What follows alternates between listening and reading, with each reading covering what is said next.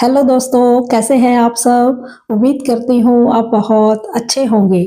आज की इस वीडियो में बात करेंगे कि अगर आप हैंडमेड प्रोडक्ट बनाते हैं, हैंडीक्राफ्ट आइटम्स बनाते हैं, किसी भी कैटेगरी के प्रोडक्ट बनाते हैं।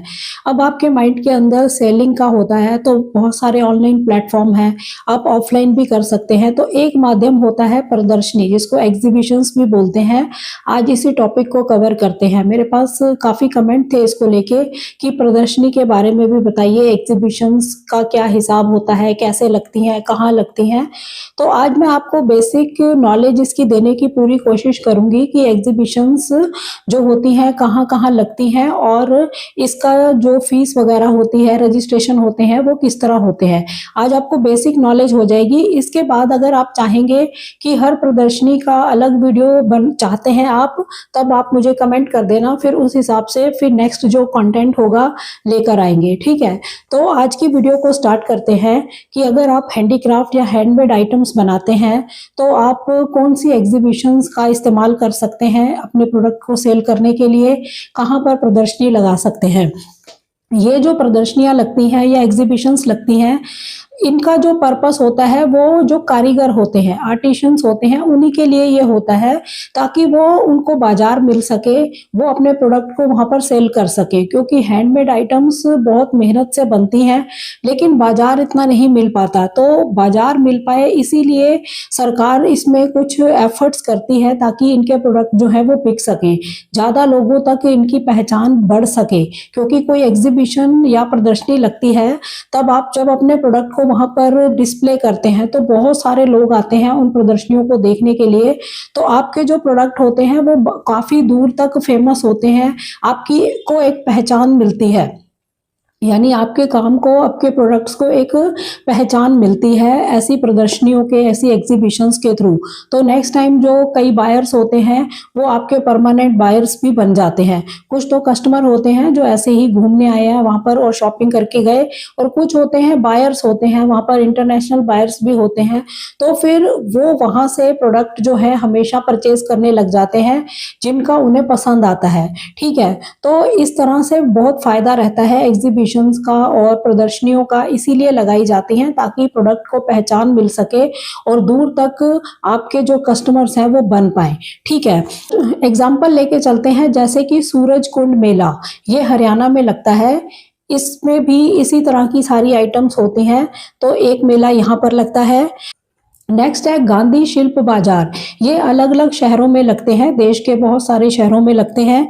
दिल्ली हाट, ये दिल्ली के अंदर फेमस है, यहाँ पर भी इसी तरह के हैंडमेड प्रोडक्ट्स आपको देखने को मिलेंगे।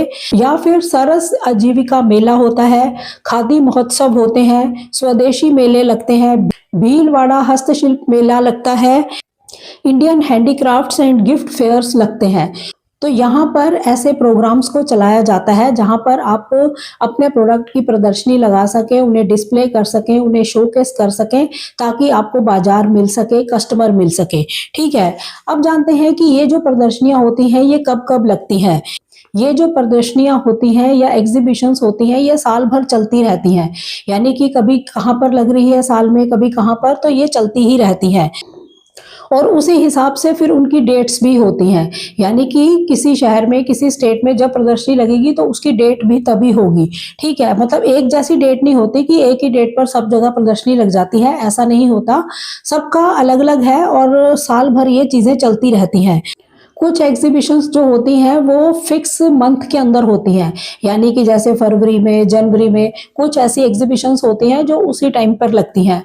और कुछ एग्जीबिशंस और कुछ प्रदर्शनियां जो हैं वो त्योहारों के हिसाब से भी लगती हैं, जैसे कि दिवाली के टाइम पे मेले लग गए, इस तरह से। ठीक है, जैसे कि सूरज कुंड मेला है जो हरियाणा में है, ये जो है फरवरी मंथ में ही लगता है। इसकी डेट जो होती है 7 से लेके 23 के बीच में होती है, यानी इसके आसपास की ही डेट होती है। फरवरी मंथ में ये मेला लगता है, सूरज कुंड जो मेला होता है।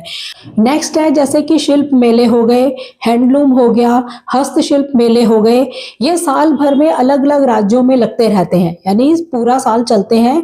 किसी भी जगह, किसी भी स्टेट पर कभी भी लग सकते हैं, उसी के हिसाब से फिर डेट्स होती हैं, यानी कि जिस स्टेट में लग रहे हैं तो उनकी डेट होगी, ऐसे किसी और स्टेट में है तो उनकी डेट्स अलग निकलती हैं। तो इस तरह से ये साल भर चलती रहती हैं प्रदर्शनियां।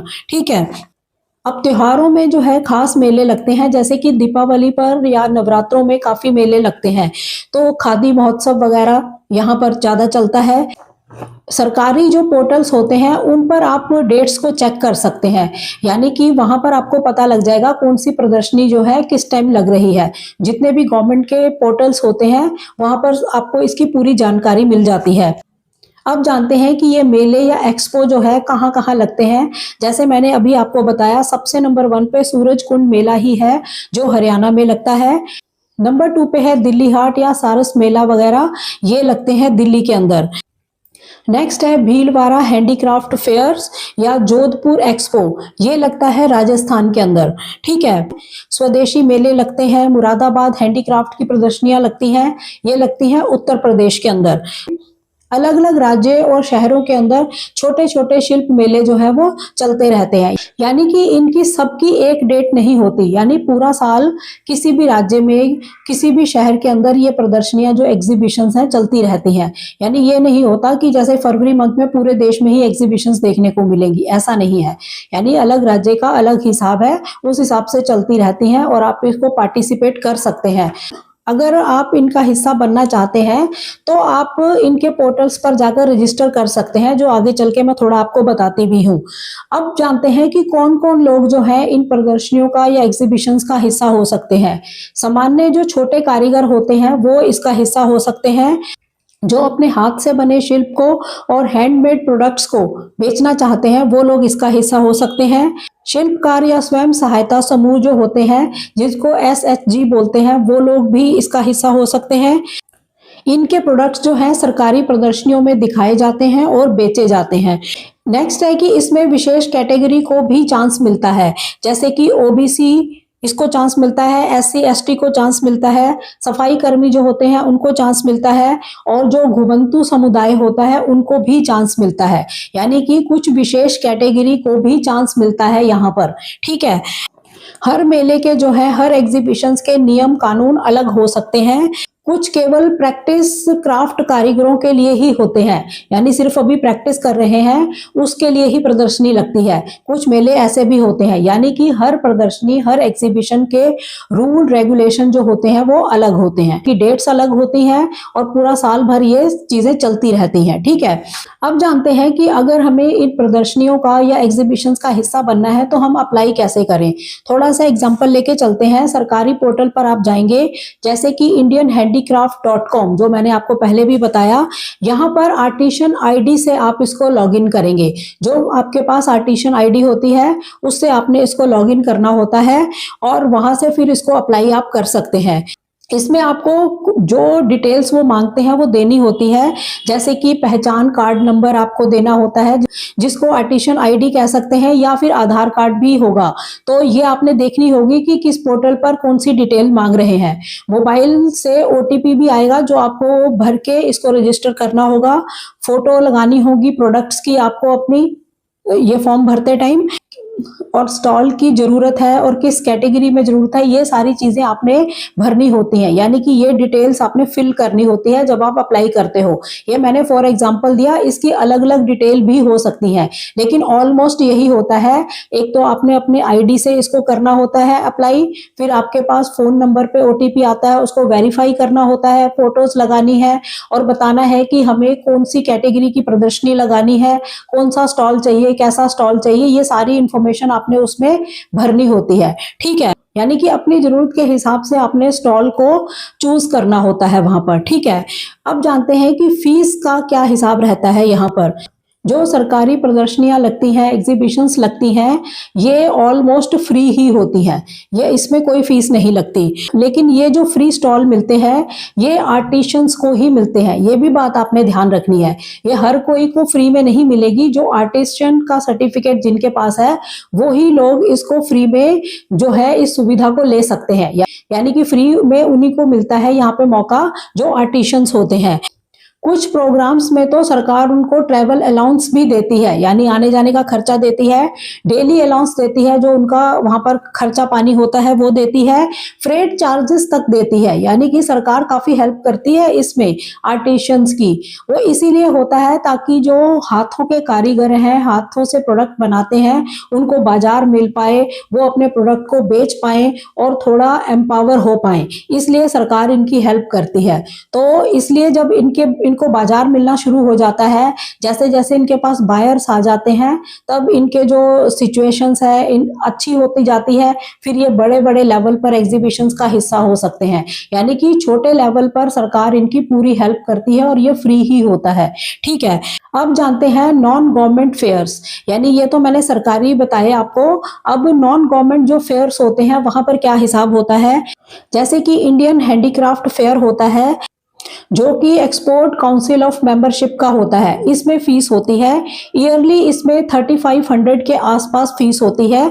अप्रॉक्स आपको 3500 के आसपास इसमें फीस लगती है ईयरली, यानी कि आपको इसमें रजिस्टर करके रखना होता है और ईयरली आपकी फीस जाती है और आप इसका हिस्सा होते हैं। ठीक है, ये होता है एक्सपोर्ट काउंसिल ऑफ मेंबरशिप के थ्रू, तो इसमें चार्जेस लगते हैं ईयरली। तो ज्यादातर जो एक्सपोर्टर्स होते हैं वो इसका हिस्सा होते ही हैं, ईयरली इसकी फीस भरते रहते हैं, और जब ये लगती है एग्जीबिशंस तो अपने प्रोडक्ट वहां लगाते हैं, वहां पर इंटरनेशनल बायर्स आते हैं और उनको बहुत सारे ऑर्डर्स भी वहां से मिलते हैं और बहुत सारे बायर्स के साथ वो जुड़ जाते हैं। ठीक है, तो ज्यादातर ये जो एग्जीबिशंस लगती हैं ये एक्सपोर्टर्स के लिए ही लगती हैं और बड़े व्यापारियों के लिए लगती हैं। जो मैंने नॉन गवर्नमेंट आपको बताई, ये वाली जो फीस जिसमें लगती है ये एक्सपोर्टर्स के लिए ही मेन है, क्योंकि इन्हें अपना माल जो है विदेशों में बेचना होता है, वहां पर उनको बायर्स मिलते हैं और बायर्स आते हैं, सारे इंटरनेशनल बायर्स होते हैं यहाँ पर, और बहुत अच्छे ऑर्डर्स कई बार उसी टाइम भी मिल जाते हैं, या फिर वो आगे के लिए उनसे कनेक्ट हो जाते हैं बायर्स के साथ, तो ये फायदा रहता है। तो इसका मतलब ये नहीं कि आप इंटरनेशनल बायर्स को ही अपना सामान बेच सकते हैं। जहां पर भी आप किसी प्रदर्शनी या मेले के हिस्सा बनते हैं, वहां पर आप अपने प्रोडक्ट को जब डिस्प्ले करते हैं, लोग आते हैं घूमने के लिए, मेला देखने के लिए, तो परचेज करते ही हैं, तो आपको बाजार मिलता है, आपको कस्टमर्स मिलते हैं। जरूरी नहीं कि हमें इंटरनेशनल बायर्स ही मिलेंगे हर प्रदर्शनी में, इंडिया के अंदर भी बहुत सारे बायर्स हैं जो आपसे आपके प्रोडक्ट परचेज करते हैं। यानी कि जब आपने प्रदर्शनी लगाई है, किसी एग्जीबिशन का आप हिस्सा है, वहां पर लोग आएंगे तो वो परचेज करते हैं आपके प्रोडक्ट को, यानी कि आपके प्रोडक्ट को पहचान मिलती है।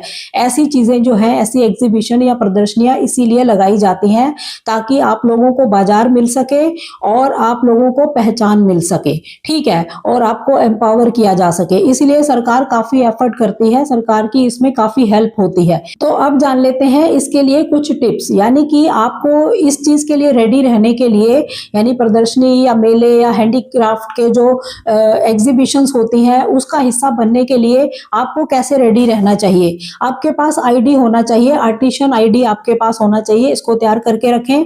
बाकी डॉक्यूमेंट्स जो होते हैं आपके पास, आधार कार्ड वगैरह, ये सब आपके पास होना चाहिए। ठीक है, प्रोग्राम्स के लिए सरकारी जो पोर्टल्स होते हैं उनको टाइम टाइम पे आप चेक करते रहो कि कब कौन सी एग्जीबिशंस लगनी है। अगर शुरू में आपको स्टॉल नहीं भी मिल पाया, यानी ज्यादा लोगों ने अप्लाई किया था, सबको तो नहीं मिलती ना हर चीज, ऐसे ही जॉब्स का होता है, इसी तरह से ये भी है।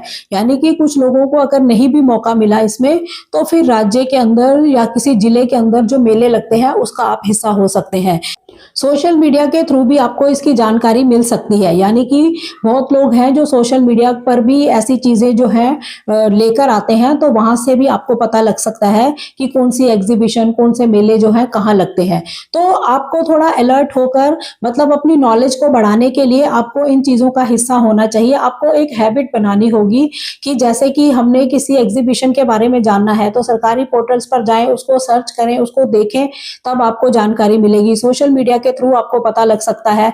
तो ये तरीके होते हैं कि हमें कैसे पता लगेगा कि कौन सी एग्जीबिशन जो है कहाँ लगती है, कैसे लगती है। ठीक है, जब आप इसमें हिस्सा बनते जाएंगे, यानी आप नॉलेज लेते जाएंगे, आपकी एक हैबिट बन जाएगी इन चीजों को सर्च करने की, तब आपके पास काफी नॉलेज हो जाएगी और आपको पता लग जाएगा और आगे के लिए अंदाजा लग जाएगा कि स्टेट में कब लगता है, कौन सी डेट होती है, तो जैसे जैसे आपकी नॉलेज बढ़ती जाएगी तो आपको आइडिया लगता जाएगा कि कौन सी डेट्स के आसपास जो है ये एग्जीबिशन या प्रदर्शनियां जो है लगती है। ठीक है, आज मैंने आपको बेसिक बताया है कि इस तरह का हिसाब रहता है, इसलिए ये लगते हैं। वहां पर इंटरनेशनल बायर्स भी आपको मिल जाते हैं, भारत के अंदर से बहुत सारे लोग हैं जो आपके कस्टमर बन जाते हैं।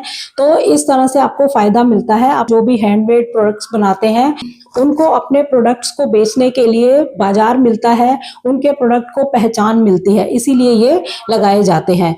तो अभी भी आपकी कोई क्वेरी है तो आप मुझे कमेंट करके पूछ सकते हैं, या आप चाहते हैं कि अलग अलग एग्जीबिशंस के बारे में अलग अलग वीडियो बन जाए तो ज़्यादा अच्छा है, तो फिर उसके लिए मुझे कोशिश करनी होगी। अभी तो मेरे पास जो है वीडियोस लाने के लिए बहुत सारा काम है।